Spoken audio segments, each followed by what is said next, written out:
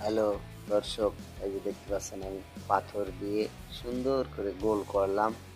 আর খেয়ে দিয়ে কাম নাই, কি করব।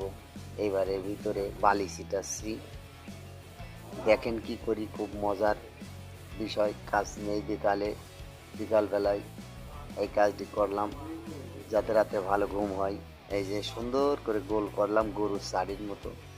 এই যে আটা দিচ্ছি যাতে পাথরগুলো খুলে না পড়ে। এটা হলো আমার মেশিন। এবার আরামসে একটু জিরায়ে নিই।